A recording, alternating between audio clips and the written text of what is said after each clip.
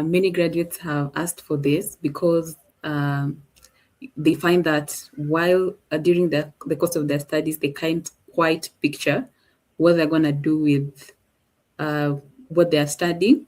And those who have graduated also can't quite picture what they can do with the degree they have acquired in biosystems engineering. So today we have a biosystems engineer who is going to take us through what this career is for students, making the transition to the industry. We're going to go through where you're going to be working, the career paths available to you, the key skills that when you have, you're good with the employers. So keep the questions coming, keep the conversation active. And in a short while, I want to introduce the guest to you. So today we have with us Sylvester. Hi, Sylvester. So I think we can start from who you are and what you do, engineering-wise, or any other thing you want to introduce as well. We can start with introductions.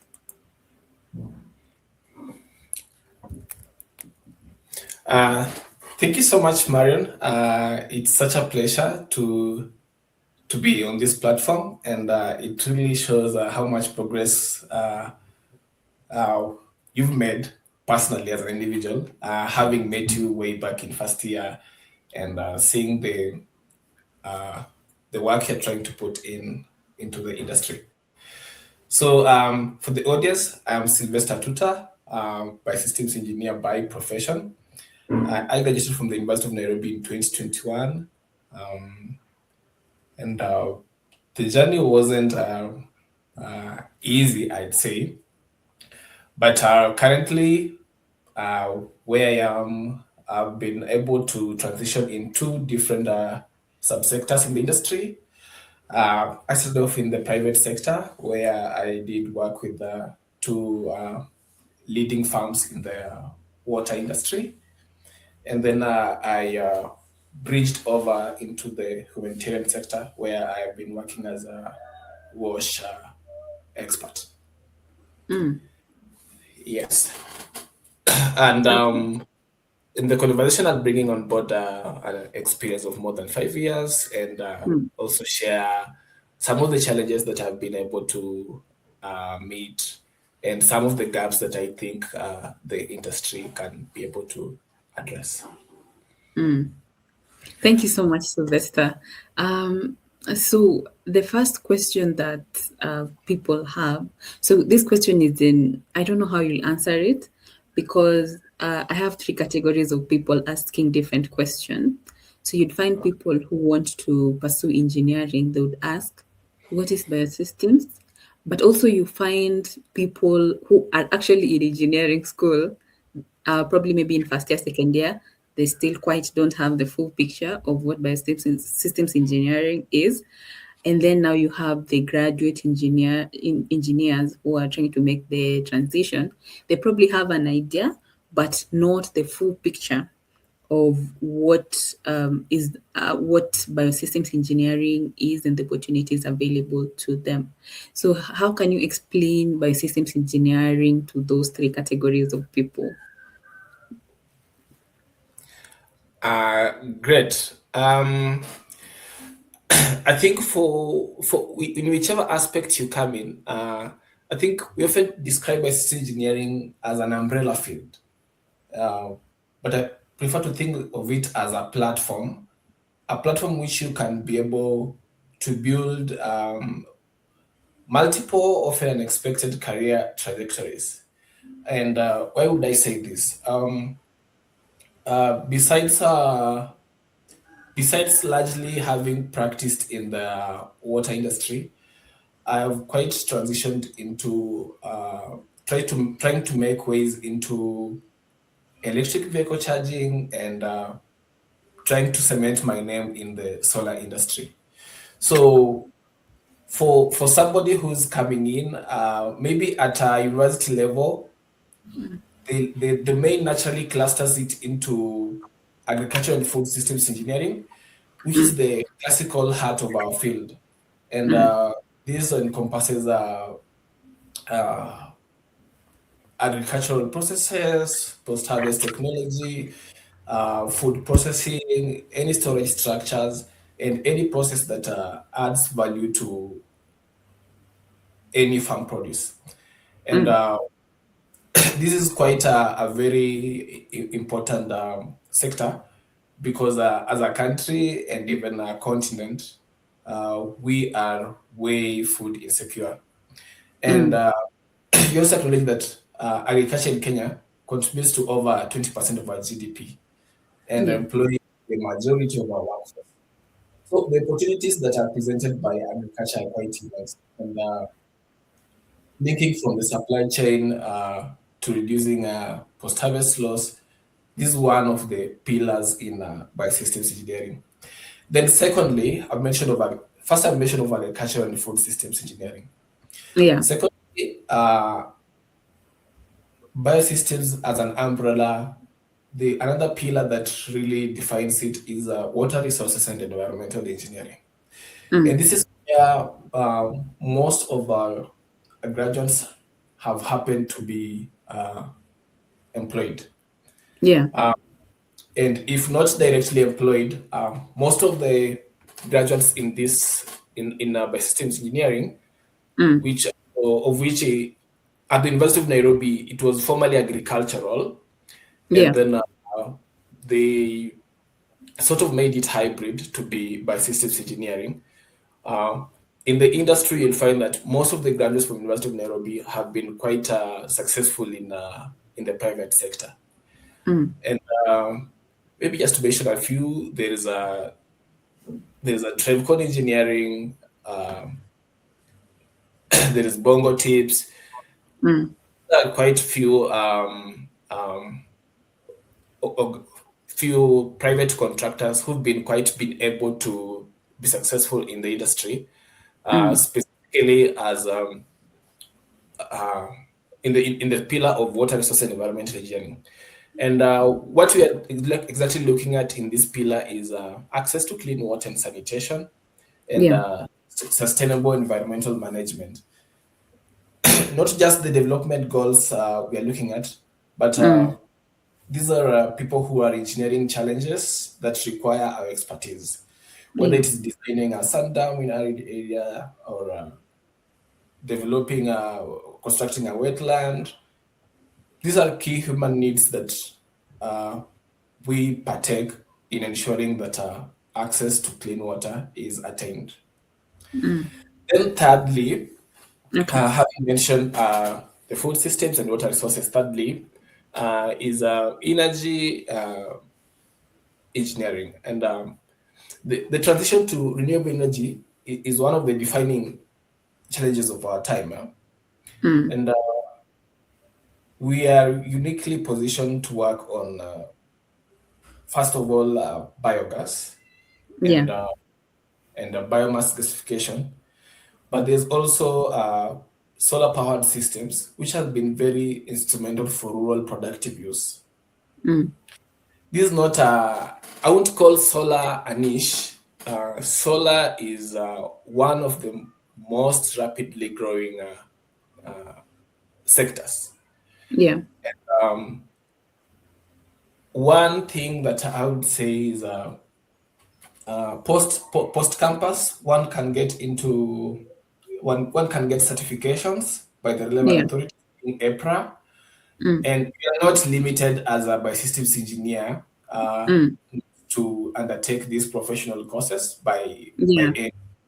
You can partake them and be Mm. an expert in one of these emerging markets because there are very very few solar technicians in Mm. the industry who Yeah. are licensed. Then one other thing is uh, biological systems, which are looking into controlled environment agriculture Mm. and a field that rewards those who combine mechanical precision with understanding of crops and produce. Mm. Yeah. So the deeper insight in these pillars are not mm, independent. The mm, most interesting work happens at the intersection, whereby you are bridging maybe solar powered cold storage unit for off grid mm, farmers, or mm, maybe you are looking into renewable energy. We are mm, also, we shall encourage everyone. We mm. are going to be, and anyone who, like, so long as you did by system engineering, you are not limited, and Yeah. opportunities are coming in the electric vehicle sector that you need to partake. And frameworks are still being made in this sector, and you may participate in it and be among the first people to take off with this. So that's that on the career options. Yeah. Um, So I and think, Sylvester, you've given a very holistic picture of what is possible with biosystems engineering. And me, from my end here, I'm very shocked because I didn't expect some of it, like electric vehicles and water, because as a civil engineer, we also do water. So I was like, oh, okay, and and renewable energy. So it looks like this engineering. I mean, we are all doing almost the same thing and bringing different kinds of inputs just to make a product. So I wanted to ask you specifically about the two because I think, and I'm very glad that you have opened up the mind of a biosystems engineering student or graduate who is watching right now to not limit themselves to agricultural, which you said that's what mostly is studied, the yeah, agriculture part, yeah. So in the electric vehicles and in the water and in the renewable energy, what input is a biosystems engineering bringing? If you can paint a um, picture, yeah, of what a biosystems engineer is going to be doing in those industries. in the water sector, we see we realize in the country there's been quite an over reliance on boreholes Yeah. as a as a source of water, and you'd find engineers doing beyond the survey bit, supervision of the drilling works, uh, borehole development, Mm, yeah, proper sizing of the pumping system, mm, distribution networks, you see. Um, and how will you power your pumping system? Will it be solar powered? How do you intend to undertake that? So in the water industry, that's part of it.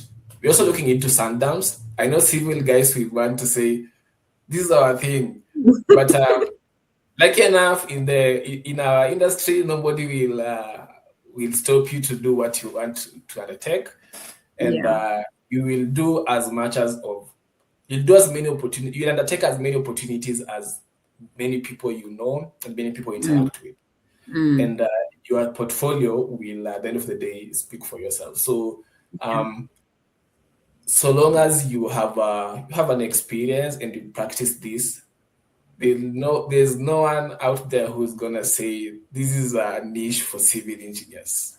Mm, Yeah, mm, that's the beauty. That has been the beauty of being a biosystems engineer. There is no limitation of what I'm supposed to do. yeah. Yeah. So having mentioned that on water and on EV, or should I mention solar first? Let's go with solar then, Eve. Mm, Yes. So solar has been emerging, and EPRA has been one body that has been quite outstanding on regulation of installation of solar units. I know you may find that there are some small solar systems that are installed yeah. without without proper licensing, but quite a huge number of systems are being installed. And for anyone who's been able to work in the arid or remote areas, you will find small villages which are very remote, and it wouldn't really make sense to have them connected to the grid. So you find that there is some solar mini grid. supplying power to the community. And there are quite a number of players in the industry right now who are graduates from agricultural, formerly agricultural, guys who've been Yeah. within this for like 20 years. And they are looping in we graduates from Biosystems Engineering, because we are one and the same gather. And that's just one aspect of solar. The other bit of solar is solar water pumping. Other bit is solar water heating. Other aspect could be storage using solar. Yeah. I've seen this, having working in Turkana. I've seen this in Turkana, where they are called storage units powered by solar for fish farmers. Yeah. Solar is quite wide. Maybe I'm missing something. Yeah, home use. If, I don't know if you could check on there's one organization, Trevcon Engineering. They have been quite good with doing solar backup systems for home use, and the misconception earlier was like solar can sustain your home needs. Yeah, but right now Yeah, we people thought see it could be for lighting only. yeah, but right now we see tea factories using solar to heat to dry tea leaves. Even along Mombasa Road, I think there's Kappa Oil which has roofed its entire factory with solar, and guys are doing this to try to cut down on expenses or costs by KPLC. And how do you get in? Strathmore offers a short course to Yeah. be licensed as a solar technician. I Yeah. think it's about 50K or Yeah. 55K, and Yeah. 50K if you're registered by AEK. But you don't have to go that way. If you believe in what you've learned in school, you can go straight ahead to EPRA portal, make an application, and they will give you a date for you to go and do a physical written exam, which will be followed on with a practical, what they call oral exam. And it's it's one of the exams that's very, very, the integrity of the exam is very good. So, of course, and EPRA doing this so that to be able to be accountable Yeah. for the installations that the industry is undertaking. And as a technician, there are two classes, T2 and T3, which I'd advise maybe for an engineering graduate to undertake. Yeah. And each has its limit on the capacity of how much megawatts or kilowatts of power you can be able to install. And that's just one bit. Another aspect that I realized that it's a loophole that biosystems engineers can take is that you realize that electrical guys are really good into electrical works, right? Yeah. But EPRA recognizes that we biosystems engineers undertake quite a good number of electrical units at the university. Okay, Oh, and this, okay. yes, yeah, and I don't know if there's any electrical guy in the household. If there's one. We've shared quite some units. We've suffered in a mechatronics unit class together. I didn't So expect that. Okay. yeah. So so EPRA is good, and they recognize that. So you can as well go and now start electrical certification, or rather electrical licensing, which will enable you to now undertake electrical works. I haven't done it, but I have guys who are doing it. And the classes are class A, B, and C. You can start from the lower one as you upgrade gradually, because I think class B and A is reserved for direct entry from electrical graduates. But you can start off from class C and you just upgrade annually. You get it? I get it. And Yes. now that you talk of EPRA, this was on your title, T3. Was it T3? Yeah. Yeah, I noted that. I noted the T3. And also what I wanted to ask you you've talked on class ABC and you've talked of T1, T2, T3. So does it mean T1, T2, T3 is for biosystems For and then solar. ABC is for electrical? No. Mm, It's industry based. T1, T2, T3 is for solar.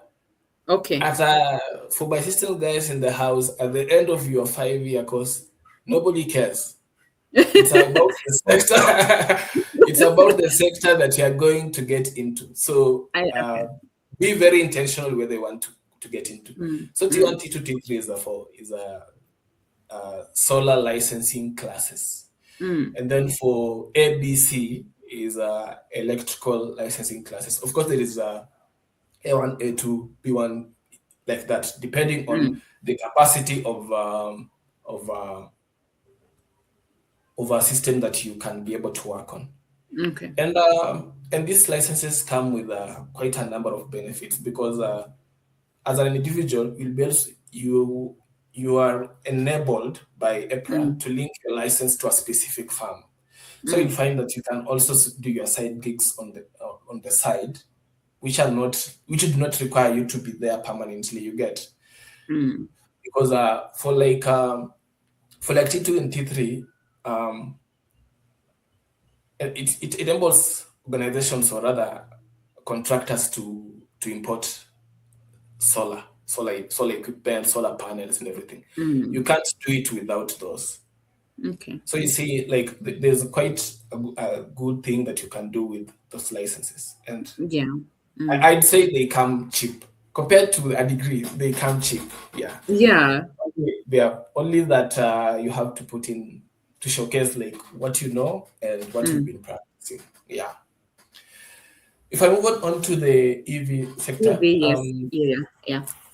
I think we are quite in denial at the moment, but EV will come and uh, take charge, and it because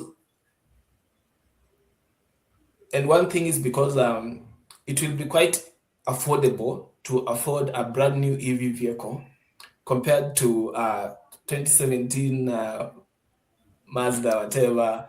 Mm-hmm. Yeah. And the perks of having a brand new vehicle are quite good because it also open up the second-hand car market in the country.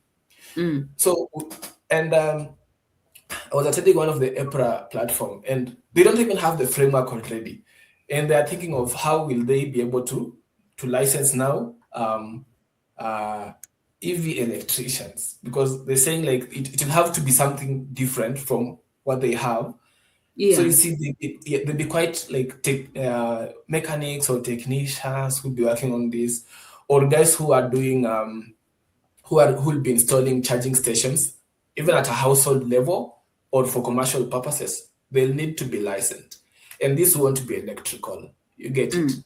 Mm. And then now there'll be even guys now who'll be able to link solar to EV stations. So the opportunities are emerging, and if you keen enough and you follow the trends, you'll be able Yeah. to grab something. Uh, one thing I'd say is get the certifications, get the papers right, get Mm. everything right, Mm. so that Mm. whenever an opportunity strikes, Yeah. you're at the head of the curve. So how far are we from this EV future? Are we already If there? it's if it's here with us, So we could EV. get the certifications now. Oh, okay. With the certification, EPRA is still working on the framework. So, like, Yeah. the industry is moving faster than EPRA is doing. That tells Okay. you something. That tells you Yeah. something that Mm. we are already behind uh, compared to what the industry is trying to offer. Mm. Mm. Mm. Yes. And are there like maybe like international certifications for EV? Internationally, I haven't checked, but it would be such a good thing to know. But Mm. at the end of the day, whether it's international, once you come locally, EPRA is the big guy. Yeah, true. Okay. Yeah. So you have a question from Brian. He's asking about the T1, T2, T3, and the ABC, the certifications. How long do they take? For T2 and T3 with EPRA, if you believe in yourself and what you grasp in school, go straight to the EPRA portal, okay, and it will lead you to somewhere where there is licenses and stuff, and then upload your certification and everything they're asking for, including referees. If we work together, I'll be glad to be your referee because Mm, you will require a referee that's already licensed. That's one thing that you need to know. mm-hmm, So with EPRA, it's straight. You apply. Once they review your CV and your referees and they consult your referees, it's straight to exams. mm, Yeah. So you go and do a written exam. They'll give you a date, probably 2 weeks prior, and you do a written exam mm. without any, like you'll do the revision yourself, Yeah. everything yourself. And Mm, then once you pass, they'd inform you. And it takes quite a short time, like once you pass the written exam, then you'll be invited for an oral interview where yeah. you're given a system. They have a system at their place, so one of the engineers will run through, so ask you, how do you work around this? How will you install this? Um, Equipments, how will you use this and stuff. Basically, it will take you like with EPRA, it will take you like, let's say 6 weeks at most to get Mm, your certification. okay. With Chatmore, I haven't used that path, but I think it takes Mm, 3 months mm, and it costs 50K. With EPRA, it costs like 5,000 max. mm. Yeah. Yeah, that's a So, big difference. Mm. yeah, I don't know if I have answered your question, Brian. Yeah, Brian will let us know if he's answered. But I think Sylvester, now you've taken us through, I think, the places what biosystems engineering is and the industries where biosystems engineers can work.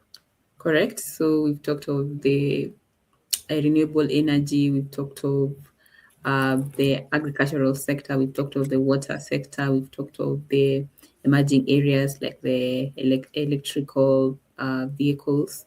I don't know if there's any that I'm leaving. Is there any that I'm leaving before now we go to the career options? I think that's that. But you, at the end of the day, I'll tell you that um, no one is gonna limit you. Yeah. Yes, you can. I know guys who are on the ground building houses, fighting for Yeah. opportunities with you, Marion, and No. they're fighting. I'm sorry to tell Okay. you this. I know guys who are Yeah. doing roads, yes, and they'll come to employ a civil engineer, and it's really amazing to see that. Yeah, You I get it? agree. I agree. Uh, Yeah. yes. Because So, yeah, and I see engineers everywhere in all the industries. You know, when I was listening to you right now, I was like, okay, there is nothing new in this engineering. Because I think talking to mechanical engineers, they're almost mentioning the same fields, agricultural, the electric vehicles, the renewable energy. The electrical engineers will tell me the same thing. So it's one industry for us all. yeah. Yeah. Mm. Yeah. So I think before we go to career paths, maybe you can answer that. What's the first thing that comes to your mind when you hear the word biosystems? I think I don't know if he wants to limit you again, but maybe you can answer him. It's Caroline's her. The first thing that comes to my mind, I think based on where we are as a nation, the first thing that comes to my mind when I hear biosystems is um, agriculture. Mm, Yeah, agriculture. Nothing comes close to engineering other than agriculture and irrigation, mm, because we have quite a vast land in the country that's not being utilized. mm, But you've seen quite a number of projects being done by the government to mm, try to maybe have some water get dammed and stuff. Yeah. And because we at this point we are way beyond depending on rain-fed agriculture, and at the rate of which our population is adding up, we we but by 2005 we were already food insecure. So Mm. 20 years later, you can imagine the situation we are in. Yeah, Yeah. importing everything, importing onions, importing very very basic stuff. Yeah, and the problem is now has become is the problem now right now is that all the energetic young guys, we are all in the city. Mm. So we've left agriculture. I don't know what happened. We have been conditioned to believe that farming is a sort of like peasantry Backward. thing. Mm. Yeah, we are being backward, and Mm. eh, we can navigate this because I have guys in Nairobi, yeah, Mm. who will never spend the weekend in Nairobi. They'll be their farms in Embu or Yeah. Kirinyaga, and they are Mm. very busy. And they get down there and wanatoa hiyo degree yao, they get Yeah. into the farm. You get, Mm. and Mm. this it serves as a solid source of income. And besides that, you will find yourself maybe in the very young years you are not distracted with the most of the stuff that are around. You get it, Mm. yeah. So Caroline, what comes to my mind first is agriculture. Mm. Yes. Okay. And now, in line with Caroline's question, I think this goes for all engineering. I want to hear for biosystems. There is that one thing, that one misconception they people had. Like for civil, they would say that like you're going to be like a ni barabara, like civil ni mambo ya barabara, but it's way beyond that. There's so much you can do with civil engineering. I want to hear what was it for biosystems. For us, I knew, okay, when I got into the university, I knew that sisi tunaenda kuendesha tractor and start. Those are the start. And then post campus, then I realized like it was just that the curriculum, Yeah. the curriculum, and I think it's across board. The curriculum hasn't been matching with the trends in the industry. Mm. And that's what I think you see the government is trying to do with CBC and stuff coming up. Mm. But the curriculum needs to either, I don't know, adjust or do something, and also let go of some stuff, Yeah. because I believe there's quite a good number of things that need to be added on, and there's already way too much that's in the curriculum. So there's a lot Yeah. that can be removed to cater for what the industry requires. Yeah. So Okay. for me, it's hizo mambo za farm work. Tuliogopa Yeah. tutakuwa watu wa shamba. Oh Lord. Okay. Thank you so much, Sylvester. I think now we can move to the career path again. I think you labored kututoa kwa limitations. We are not limited anymore. So we want to hear those unlimited career options. For someone graduating today, what's my career option? Am I going to be and by career options, I don't know how you're going to put it. Um, like what do I mean? I'd give you an example. Like if you are in civil, you have options like you can be a geotechnical engineer, you can be a highways engineer, you can be a structural engineer, a water engineer. So those career options, or I don't know if you can call them job titles, whichever, for biosystems engineers.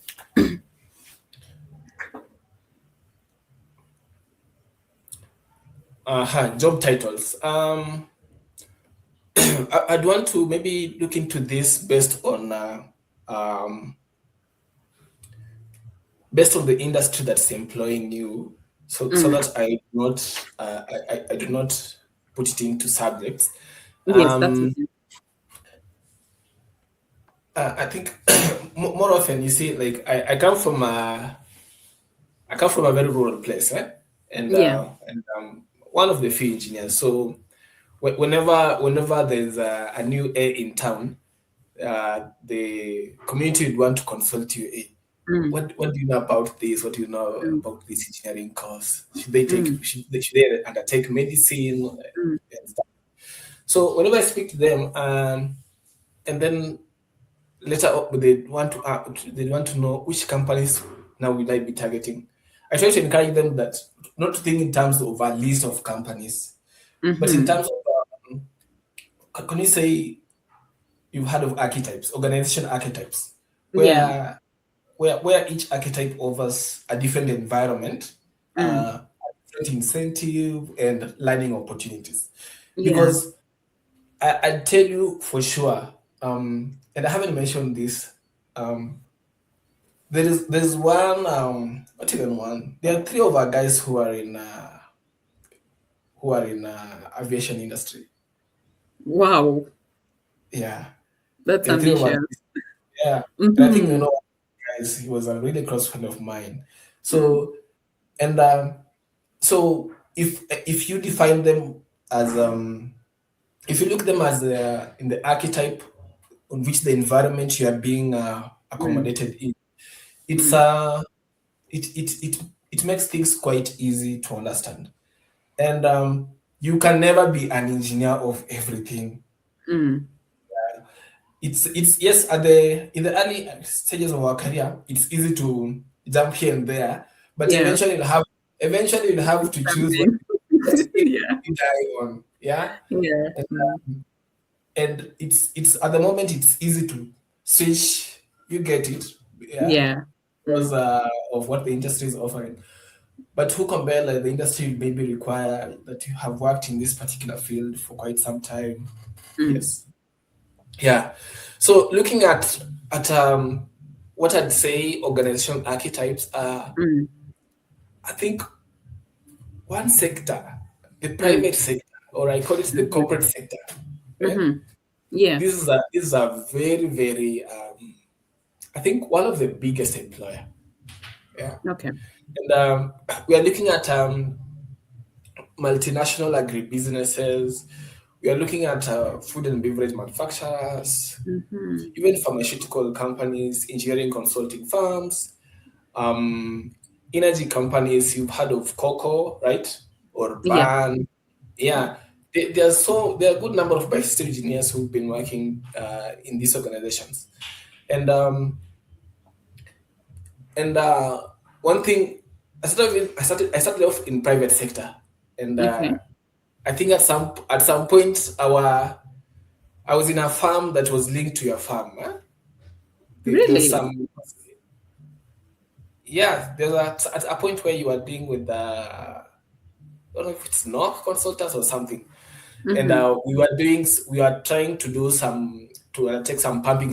They wanted for us to design a Mm, pumping station with them. Then I mm-hmm. realized like I'm here designing a pumping station for a civil engineer. So that's when Mm-hmm. I noticed, oh, okay, like Yeah. I'm limited by my imagination. Mm-hmm. And the thing is, with the private sector, you will learn a lot on operational excellence, Yeah. um, being aware commercially, because here we're looking at money Yeah.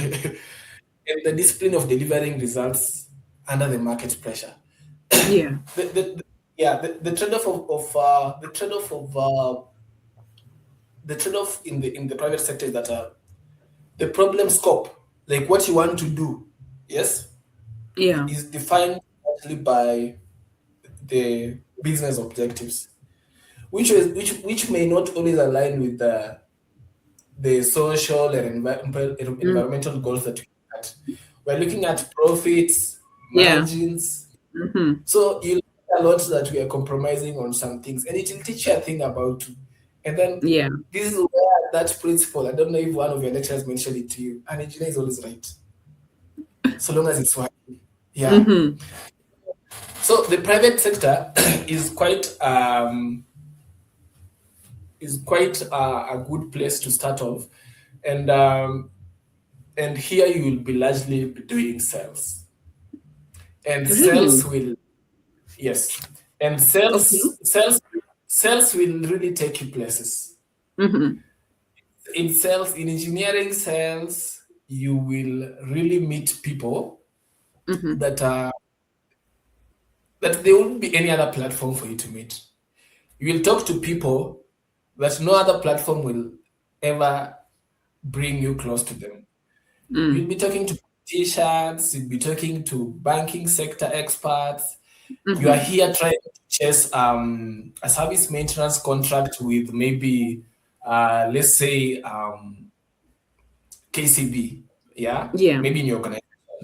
So you'll find that in the discussion you're in the discussions you're having trying to chase such contracts, you are meeting people and making engagements with them, and they'll link you to very many other opportunities. Yeah. Uh, in fact, for me, I think all my employers have been linked to each other. I'll never run away from any employer on bad terms. They are all linked. Mm-hmm. I'd say they are work on the same WhatsApp group. Yeah. And yeah, and this teaches you the importance of not burn your bridges. No True. matter how small that internship or attachment opportunity looks like, or maybe you are at organization and you see like, hata kama nikikaa, there's very little that there's the headroom, you get it, the roof. There's very few opportunities for me to grab, and Mm-hmm. that employer will link. If not linking you, they will recommend you, Mm. and that's one thing I've noticed. Like referrals, Yeah. they go a long way. So that Mm. was that on corporate, and then maybe Mm.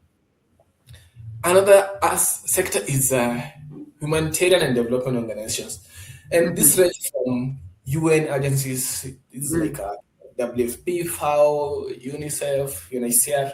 These are Mm-hmm. the top tier organizations. Then we also have the international NGOs and Mm. like now World Vision, Mm. Kenya Red Cross, um, Millennium Water Alliance, and so many. Um, and in these organizations, you find that they have project specific deliverables, and they're in Mm-hmm. specific counties. And most of these programs are actually are being undertaken by engineers. And that's why it will be also good for you to, though it's quite expensive, to get a Mm-hmm. PMP certification. Yeah, the exams are brutal, I can Mm. attest. Yeah. For project management. Yeah, Okay. and Mm-hmm. yeah, and but it's quite good so that you're able to link the classroom engineering stuff uh, to the to delivering needs at a community level. So Mm. with the humanitarian organizations, you will be able to work with the communities to able to understand navigating through donor compliance and be able to think in terms of sustainability. How do you design for a sustainable system? Mm. And I think having shifted into the humanitarian sector, I think I got a deeper purpose Wow. Mm-hmm. in my work. Yeah. Mm. The drawback is you should be very ready to work outside Nairobi, especially your early years. You Yeah. want to be a manager, you're not going to be a manager soon. Your manager is probably 15 years in the industry. So Oh my take goodness. it Yeah. relax. Yeah. But the opportunities are there. You can imagine all these organizations, they are running all programs in all these counties. Mm. Um, um, Especially in the arid areas. And Yeah. like more than half of the country is dry. Mm. And besides that, they're also still undertaking programs even in the places where there's rains and stuff. Yeah. And here is where we meet the misconception that this is a wash officer. Maybe they Mm. just did with something to do with sanitation, latrines, and stuff. No, these are people who are doing development work. These are people who are Yeah. supervising construction work. These are people who are supervising the private sector that we are seeing. mm, Yeah. And you won't be able to do the supervision if you don't have the background in design, mm, mm, construction, and stuff. mm, mm, So you hear maybe somebody that was officer, then you wonder why are they called an officer than the engineer? I don't want to be called an mm. officer. I want to be called an engineer. An And engineer, this is yeah. where, because you want that title to run Yeah. alongside them so much, Mm, and at some point you lose yourself because you just want to be an mm, engineer. yeah. But you'll find that this wash officer is being paid way more than an engineer in Nairobi. Yeah. I think we need to Yeah. take a break and just breathe in and release release the limitations. Yeah. So you Oh hear my like god. somebody thinks like, oh, you are teaching people how to use a latrine in Wajir. No, this is somebody who is um who is supervising construction work, who's Mm, looking at maintenance of water systems, mm, um,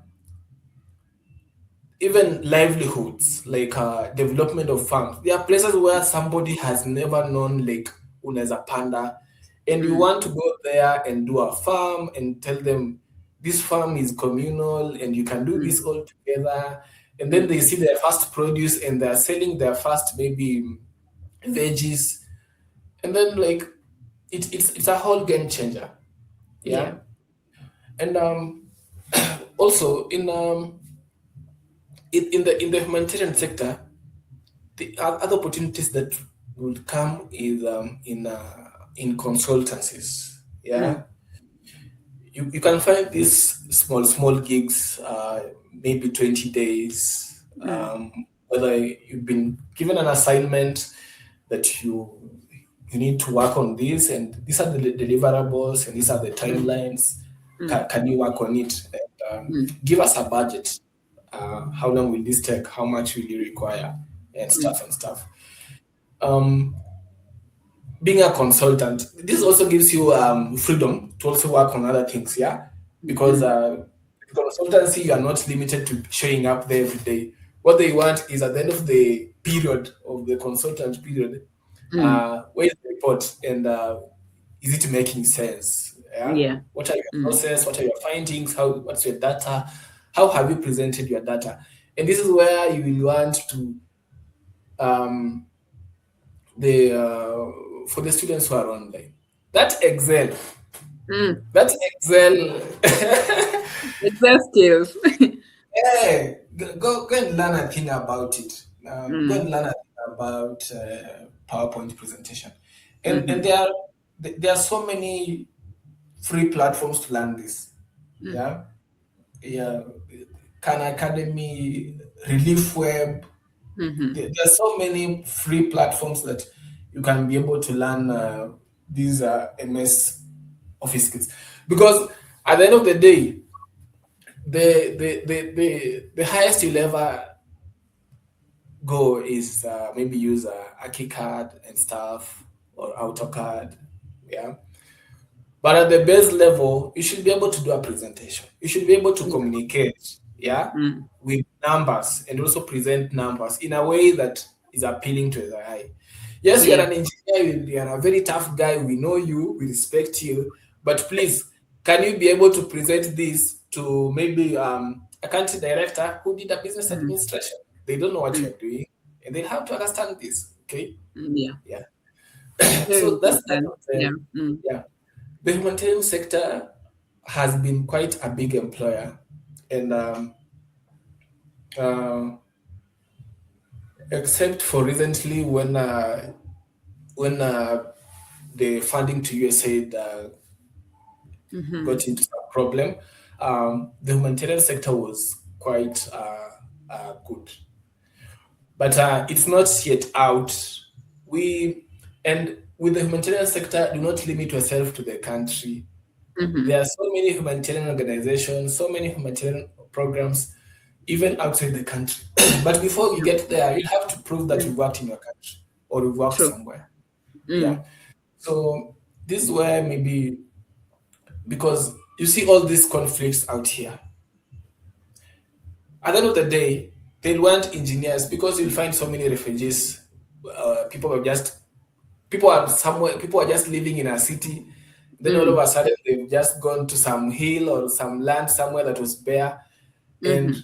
they don't have any structures. They don't have Yeah. any plans for livelihoods or proper sanitation, and you'll be required there as an emergency engineer for Yeah. like 2 years, yeah, or whatever. Mm-hmm. Yeah. And these opportunities, I want to encourage everyone that they are there. They are there. Mm. So the humanitarian sector is quite wide. Um, you'll find an engineer working in Kisumu on a wash program. Then you wonder, what problem is there in Kisumu related Mm-hmm. to water? Then Yes, you'll please find tell another us. one. Then you'll find another one is in maybe Wajia or Garissa. Mm. Mm. Then you'll understand maybe okay, Garissa looks like it's a desert and stuff. Mm. Yeah, Mm. but then you ask yourself, where's the government? I'll tell you, like the communities, the communities are used to say sparsely Mm-hmm. populated.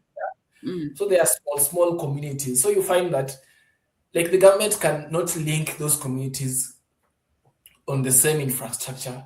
So you find these Okay. infrastructure are independent from each system to the other, Okay. and you'll find a places whereby the solution is not always a borehole.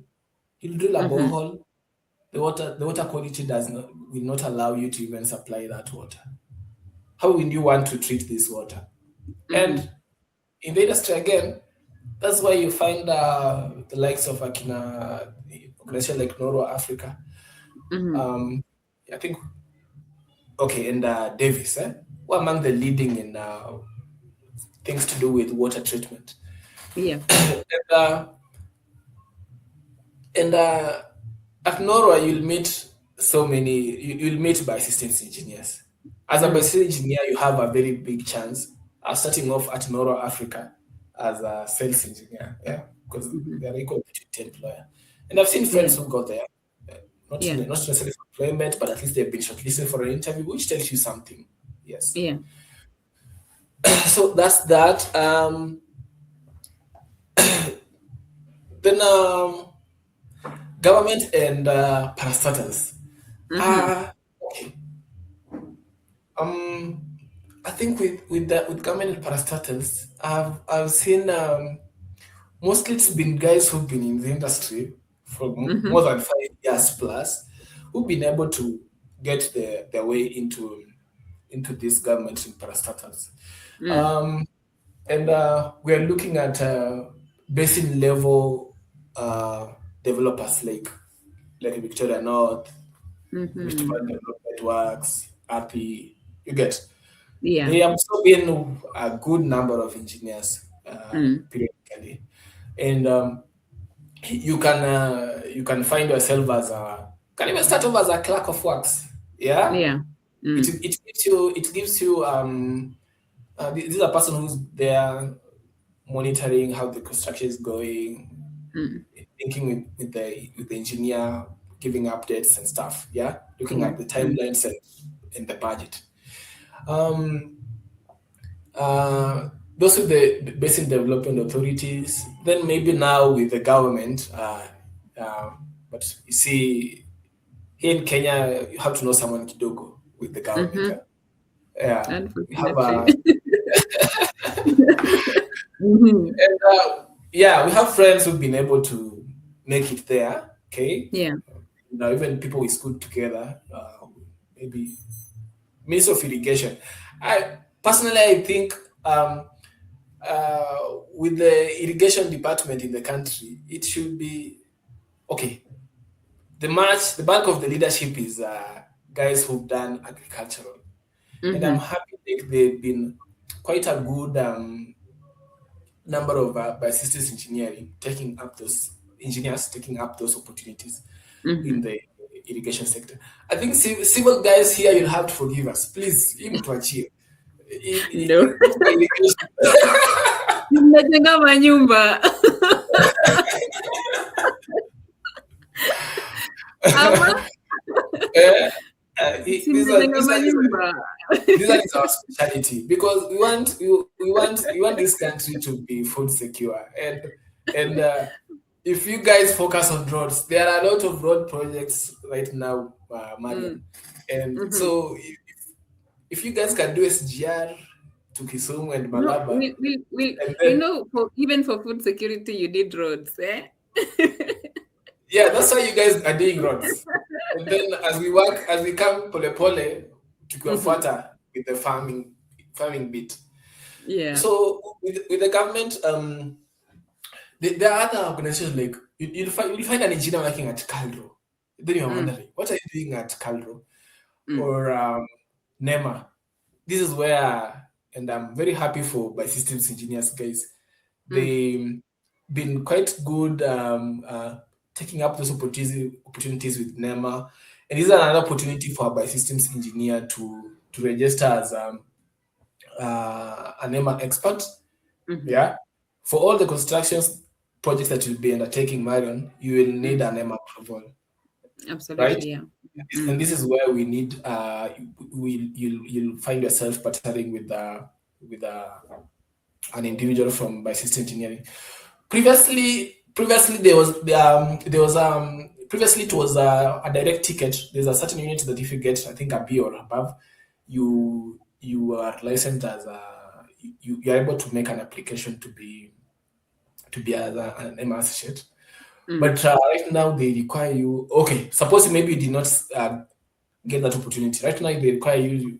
There's a short course that you need to undertake.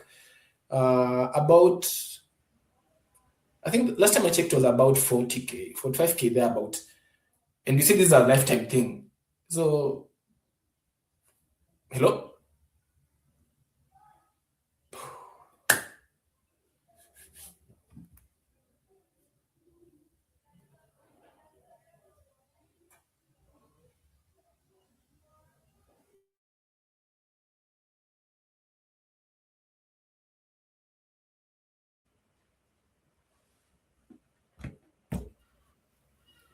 Maro, we lost you. sorry, I'm here. Okay, Sorry about I that. Sorry. mentioned that. Yeah, so I Mm, was mentioning something about being an NEMA associate. Yes, it will mhm, take you forever for you to be an expert, but being an associate is something that you can start working on. mm, And this is something that you can, I think it is Kenya Institute of Professional Studies, mhm, or what was it? They were offering that course at about 45K. I mhm, think Kenya Methodist University also is offering that professional course. Yeah. mhm. And with that, then you can be able to go and apply to be as an NEMA associate. And these Does things you just NEMA, do you have like a route, like for example, for the EPRA where you can just go to the NEMA website and get it directly? Do you have that option? have no. Okay. And does it have, because you were talking about expert and associate, are those the only categories that are there? You start with as an associate, and then maybe after some time you become now an expert. Yes, those are the ones that are off. Okay. Yeah. Okay. Okay. So and with that, because you see, like another emerging market is carbon credit, and Mm-hmm. people say, "Oh, carbon credit is a scam and stuff." My friend, and recently, you saw recently PS Ngeno launching the carbon registry bureau in the country. Mm, mm. And it just shows you where the government is shifting focus to, because Yeah. um, there's been um, a bit, I think, struggles in the industry because the policy is not quite straightforward. Mm, This is where you've seen companies like Coco having to lay off, I think, more than 2,000 staff. It was so mm, unfortunate. Yeah. Because of just a policy thing with the government and other things. Um, with the carbon credits, NEMA will be at the top of things. You see the way mm-hmm. EPRA is on top of things Yeah. with the energy and petroleum stuff. Mm. NEMA is gonna be on top of things with that, and maybe we never know, gonna see a recruitment of experts Mm. into, or rather associates. Or one thing that I was surprised during the launch of the registry that we don't have anyone, not just in the country, in the continent, who can undertake a carbon audit. No. In the continent. Yeah, in the continent, you have to Oh hire my an expert God. to from where, and it's quite expensive. Mm. So you see, I don't know the framework, but maybe you guys at the end of the conversation, or as the conversation goes, you can go and Mm. see what are the things that you can undertake, because soon enough maybe you'll find like NEMA is licensing or training such Mm. people. Yeah. So I think with the NEMA aspect, but I think if you notice the conversation that I'm mentioning with the most of these things is um, get the professional papers, and Mm.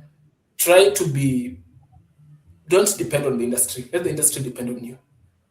Free yourself from being dependent on the industry. Let Yeah. the industry require your skill set, your experience, your connections, or your certifications, right? Mm. Yeah. If you look at what NEMA is doing, what EPRA is doing, and all those stuff, because at the end of the day, you'd want maybe to do some consultancies. At some point, you'll be unemployable. You see, the average Kenyan right now is 20 years. Yeah. They'll come and they'll do that job that you are doing at a cheaper price or at a cheaper salary. And the organization really want to save on some costs. Mm. So you don't want that happening. Of course, we are praying that the industry grows, there be more job opportunities and stuff. But it's also good to position yourself in a way that you are not dependent on the industry. Let the Mm. industry need it. Yeah. Mm. Yes. Okay. That's a neat way to put it, actually. Mm. So okay, besides those few, we have county governments, right? Mm. Who are Yeah. employed this. We can find maybe county water officer, yeah, Mm. similar jobs. Um, but with the government, I know like work is slow paced, but you can once you get in, it's a good starter. Yeah. Mm. Okay. So another thing could be, and this I think having met researchers now, Yeah. academic research, having met researchers, I realized like you can live your life off research fully without needing to be employed by anyone else. Yeah. Really? Yeah. And There are I people like that who you are mentioned that. full-time researchers. Yeah. Yeah. Mm. And at some point, when somebody could mention to you, why don't you be a lecturer or something? And then I think like, certain being a student for life again and stuff. Yeah. Mm. But then realizing like the lecturers are now the people in academia who Yeah. are doing all these researches around, Mm. and who are being contacted by organizations. Can you help us with this? We were trying to, because nobody will want to go and just walk to Sylvester at, are you able to do this? They'll want maybe to run Mm. it through an institution. You get it? Yeah. Mm. Yeah. And being maybe related to being associated with an institution, maybe like Mm. West of Nairobi, gives you quite an upper hand, yeah, with the kind Mm. of research you're doing, yeah. Mm. And even with this, the humanitarian sector, before these programs are, before any program, an extensive, maybe nationwide or regional program is undertaken, Mm. you'll find that it's the researchers who know when these programs are going to be undertaken. Mm. So the researchers are there to tell you this organization is likely to have opportunities in the next 2 years. And it Mm. helps you now to link with those people, helps you link with helps you give a head start on the people you should be talking to Mm. before even they conclude the research. Yeah, I think researchers are one of the most important people you should have. Au ni kama DCI in the industry. But I'm really glad you mentioned that, Sylvester, Um, because that's an area that I think engineers shy away from, or mm, maybe settle on as a last resort. But I never really hear most people run to do research. Like that's you. I never hear about it. Very few. So thanks so for I putting it think out it's, there. Yeah. Mm. yeah. So then another there's maybe now the last option could be these social enterprises. Mm-hmm. I don't know if you've heard of like Sun Culture, Mkopa, Mm-hmm. Yeah. Yeah. right? Yeah. Coco, Ban. There's there are so many organizations. You get it, Mm-hmm. yeah. Mm. Um, and they're maybe trying to just improve access of clean energy, right? Or Yeah. access to water. Um, there's like e-water services. It's so unique. Huh? It's the only um, social enterprise that's that's doing how do I put it? For them, they come. Let's say for example, unlike most of the humanitarian organizations that are working in the in the vulnerable communities in the arid regions, for them they'll Mm-hmm. come to a place like Kirinyaga, and then Yeah. they identify a community. Then this community, like they've been maybe fetching water from a spring or somewhere along the river. Mm. And then they get permits to the government. They do the entire infrastructure for free without charging Yeah. anyone. And then Okay. now they bill the consumers. So with the consumers have electronic tags. Yeah. Yes. So whenever you fetch water, you pay for the water of the bill. This now helps to recoup the funds they invested in the Mm-hmm. infrastructure, and then also to do any repairs. And Mm. e-water, they've been more successful in Tanzania, Mm-hmm. and they are trying to emerge the market in Kenya. And I'm Okay. so happy, like one of the guys, like I think one of the guys that I was looking up to when I was in campus. He was one Yeah. year ahead of me.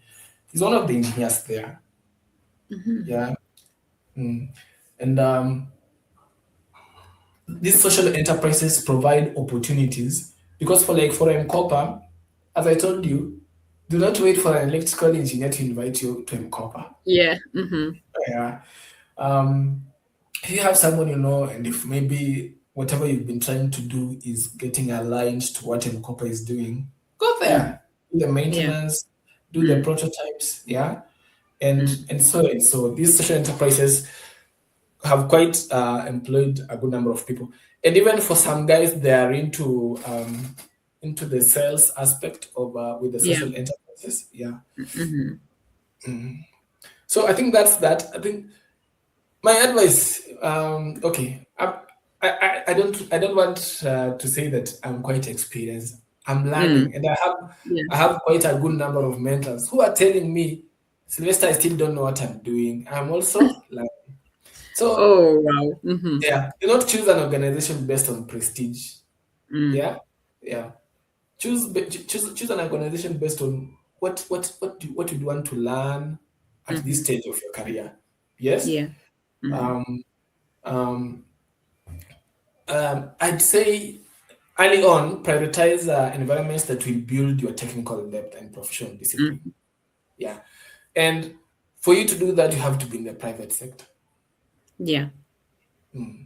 If you want to be a technical guy and professional, you want to sell, you can sell an idea, you can pitch an idea, um, you can negotiate with someone, you can communicate clearly. If you want to be frustrated in this life, get into sales. Once you break even in sales, kuna kitu Yeah. inakushtua. Mm-hmm. So, and Okay. somewhere one place where you can get into sales is just the private sector. Yeah. and Mm. and it sells you'll find referrals even beyond the time you are in the sales sector. Yeah. Even 5 years later or 10 years later, you'll find people who only know, for me to drill this borehole or for this Mm. pump, I only Mm. know Sylvester, or I only Yeah. trust the pump that Sylvester once gave me because it will take like last time he equipped my borehole, it has Mm-hmm. taken like 5 years without any problem. So Yeah. you'll find that even someone you're trying to give them the maybe they contact you and they're like we you try to reach out to guys at your organization. Then I'm like, I left. No, no, no, no, no. They tell you no. I only know you. Yeah. Can you understand? You see such scenarios, and so Mm-hmm. long as they're not limited by the any contractual obligation with your former employer, you can undertake those jobs because that's what you've Mm. been doing. And this Mm. is how Mm. now you start now trying to venture into the market. Try doing your small businesses in your small briefcase company. Yeah. Mm. But make sure you pay your taxes. Yeah. Very important. So yeah. So early Mm. on, prioritize building your technical depth, your professional Yeah. discipline. Later on, you may Mm. seek environments that broaden your systems perspective or Mm. deepen your leadership capabilities because Mm. you don't want to be doing the hard work every day. You also want to lead a team of people at the end of the Yeah. day. Yeah. And Yeah. that's something that I really look forward to. Yeah. And you'll find that there are gaps you see like maybe you have handled a situation differently than how your manager is handling it or Mm. how your organization is handling it. And Mm. you should not be complaining that why are they doing this. You should be saying that you're so lucky, like they are making this mistake but not at your expense. Mm-hmm. You are learning at their own At expense. their You get it. expense. Yeah. Yeah. Mm. So this is one thing that you can look into.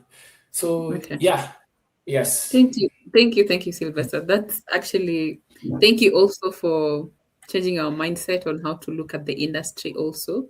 And I think your biggest message was don't limit yourself. Don't put yourself in some box. Point is taken. Personally, I yeah. have taken it.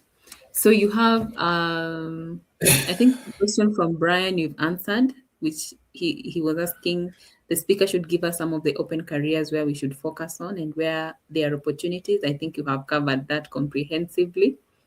And then we have Titus saying, good talk show. Thank you, Titus. Also, Raphael, the same thing, saying insightful talk. Nice work. Thank you so much, Raphael. And then an interesting question. I love it. Nancy asking, I think he's your friend.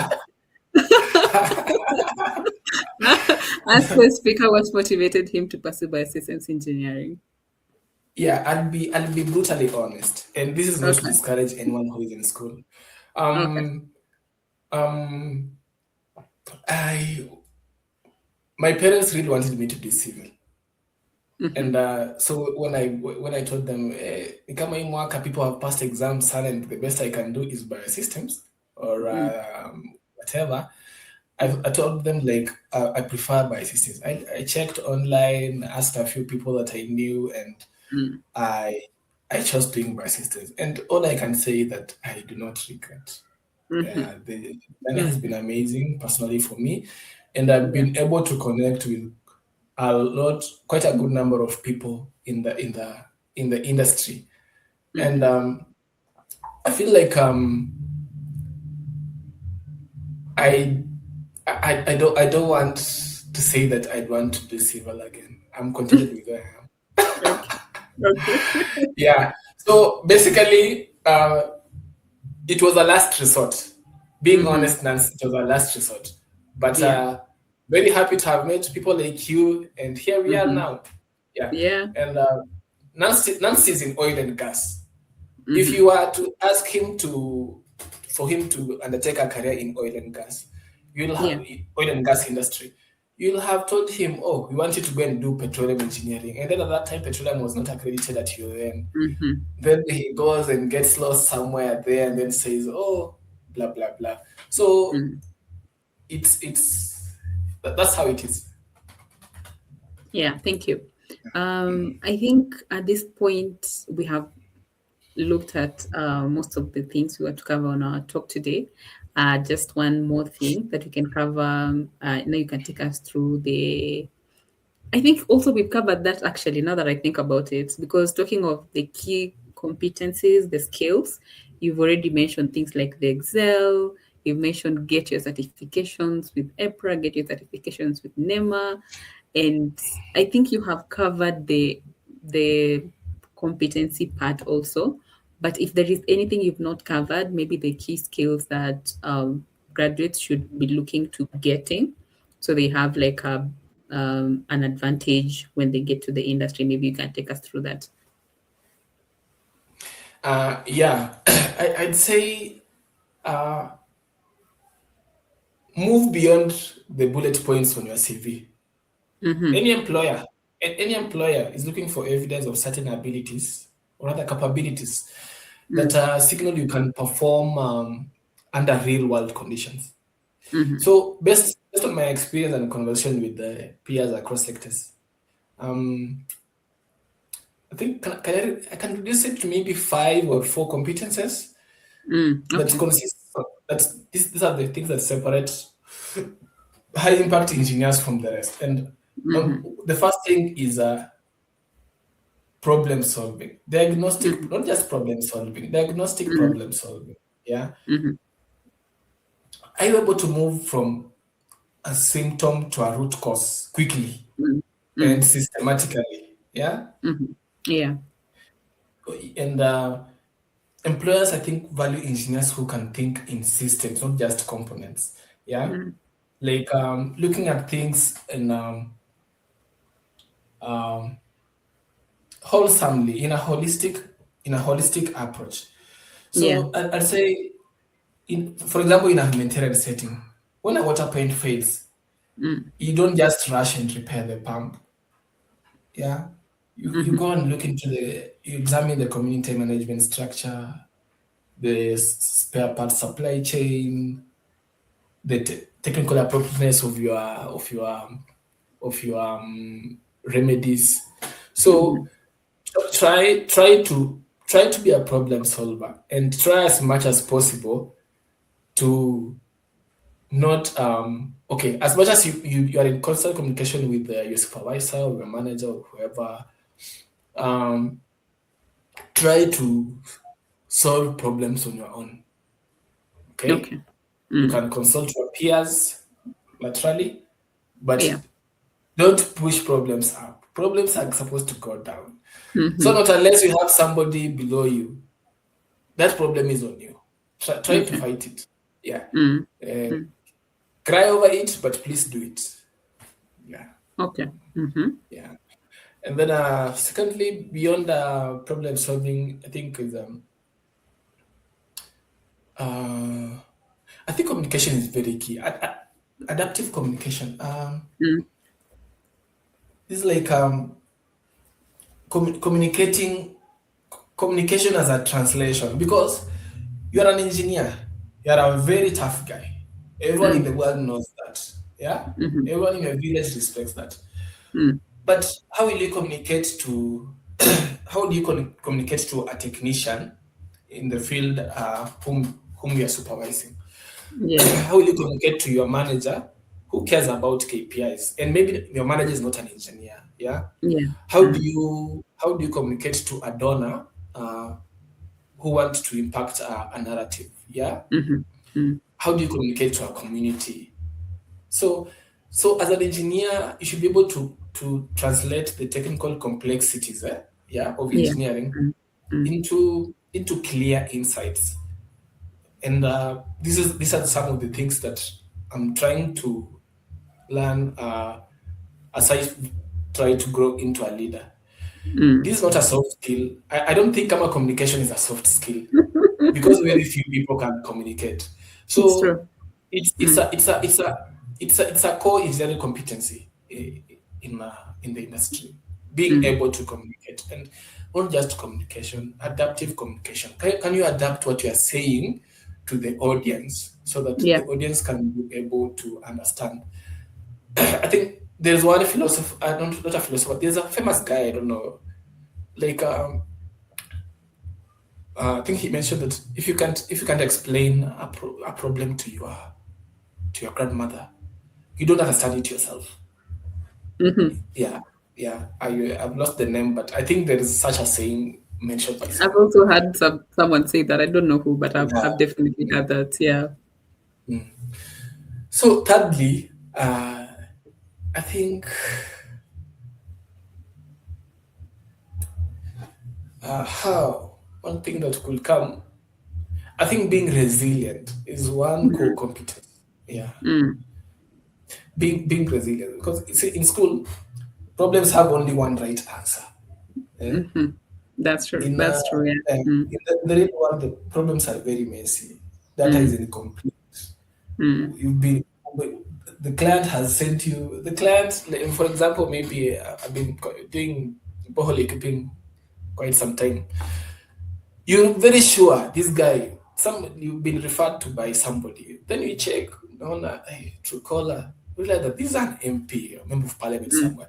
You're very Mm. sure this guy has the Mm. money to undertake this project, but then he's Mm. there telling you, how much will it cost, can I have like a Mm. quotation for this? Then you are like, you can't tell. You'll have to undertake a Mhm. survey. Yeah. Then before that, for a borehole, you want to do test pumping, know the output of your aquifer and the stuff. But Mm. you see, you have to work with those broken data. Yeah, Mm. you Yeah. have to just make linkages and try to do something budgetary for them Yeah. to be confident with trying to engage you further. Because if you just try to tell them, hey, for me to drill a borehole and equip it and with the solar works, I'll need 3.5 million, they'll shy away. Yeah. Mm. But if you just say, no, let's break this down, let's do the survey bit, and then Mm. we estimate that suppose you want this amount of water, because you try to bring him close to you, tell him that this system will work in these conditions, Mhm. and these conditions are arbitrary. They are not something that they are not conditions that are defined by any engineering background. Mm. For us to now conclude, let's work with this budgetary. But first of all, let's do an assessment or a survey or anything or any permitting work that you may be required before you undertake this. So Mhm. you don't go and say like, go and do an assessment, then come back to me for me to do that quotation for you or for me to engage you further. So employers want somebody who can reason decisions with imperfect information. This is why you went to Mm. school, and you Mm. are able to adapt when context changes, and try to maintain professionalism under pressure. Usitusi watu job or show kuna hasira. Kila mtu ako pressure. So being resilient does not mean that you're not being affected by the work conditions, the environment, or anything. No, Mm. it's about just trying to be efficient or effective despite that. Mm. Despite what's going on, whatever it is, yeah, just try to maintain our professionalism. So that's, and this is where now people will pick cues from you. Then they are confident that if they recommend you somewhere, they are not like hata kikumana, this Mm. guy, he'll handle it. You get it. Yeah. So I think another thing that we may really lack is okay. One thing that in the industry I think that's the gap is huge. The Mhm. integrity. I want Yeah. you to I want you to know. Um, suppose in the private sector, probably your employer was a sales engineer elsewhere, right? Mhm. He or she knows all these loopholes, yeah, that you're trying to manufacture, Yeah. yeah. and they'll see it. They'll see it in your performance. They'll see it in the inquiries that came in, then they just disappeared. Yeah, they'll try. At the end of the day, in 3 or 6 months, if you try to build up that data, yeah, Mm, you'll realize like there's something amiss, and people try to take shortcuts. Some are successful, yeah. mhm, Some walk away with it, but it's good to be somebody who can be trusted, and mm, somebody who needs to do what they need to do, without somebody having to check on you, or maybe because there's a camera somewhere. Yeah, mhm. just try to deliver, and this builds confidence. And as I told you, like biller referrals sometimes it's hard. Yeah, I really understand that. So um you can imagine now me being associated with you, and then one of us is compromised. There's a yeah, likelihood that both of us, we are likely to be compromised. Senior. true. Mm, So that's one thing. Then lastly, um, on that, just mention about that uh, under this still under ethics, that these are profession of trust. mm, Everything we build, every system we design, the advice we give people, their lives that depend on it. So yeah. so do your work, admit things by then they are wrong, document your work, yeah. Mhm, Especially if you are interested in growing as a PE. mm, I know people will tell you like, why would I register with the IEK when I do, like, IEK itanisaidia nini? Yeah. Or uh-huh. why do you need to be a PE? And maybe Yeah. like, what I can just say, like, pay that money, especially if you can afford it. Yeah, because Mm, on average, like it cannot even be half of your entertainment budget as an individual, especially if mm, you're employed. So mm, just try to get it so that when you see an opportunity somewhere and they want an IEK graduate certificate, you mm, don't now start rushing and see trying to call IEK guys whether you can get a certificate in 3 days. It will mm, not happen. Yeah. mm, So just try to be a professional. Try to just get these papers. They are the cost of being an engineer. Being an engineer is hard. It's a calling and mhm, it's a lifetime experience. mhm, So just get them. So long as at the end of the day the investment can recoup, just try to get those things. Yeah. mm. Mm. So I Okay. think those are the Okay. four competencies that somebody should do, Mm, and uh, and understand that you have such a great responsibility when you're doing your work, and yeah. take it seriously. And if you do that, everybody will take you seriously. Yeah, doesn't mean like you don't smile at work. Doesn't mean that really after work you don't go hang out with your friends. No, that's Yeah. not being serious with your work. That's now being too serious with your life, which is now different Mm, from, you get it. So yeah. yeah, those are a few that I can mention, but there are a lot of other things that can be mentioned in very many other forums. Mm, mm. I know. And I think you've mentioned the crucial ones. Um, I think I've gotten like a whole new vibe with this conversation with you. And I would say those who have had, especially those who are yet to graduate or have just graduated, I think their minds have been opened into not putting yourself in some kind of box or circle. Because I've done a lot of these talks, and I think gotten some kind of shift in our talk today. So I think, Sylvester, we have covered everything we wanted to cover today, our holistic picture of biosystems engineering. And we have one more comment from Nancy, who is saying, nice talk, Mr. Tuta. So I think people have been able to really benefit from today's talk. So before we close, I'd like to just ask you a couple of questions, not engineering questions, just so I can get to know about you a bit. I'd So be, that I'd you be can happy. get I'd be happy. And we have maybe humanitarian question now. Okay, go ahead.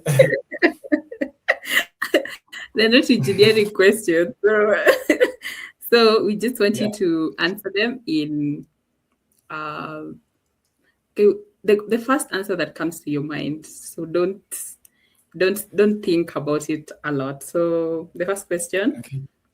texting or calling? Text. Texting. Yeah. City life or quiet life? Quiet life. A habit you're building or breaking? I didn't get that. A habit you're currently building or breaking? Um,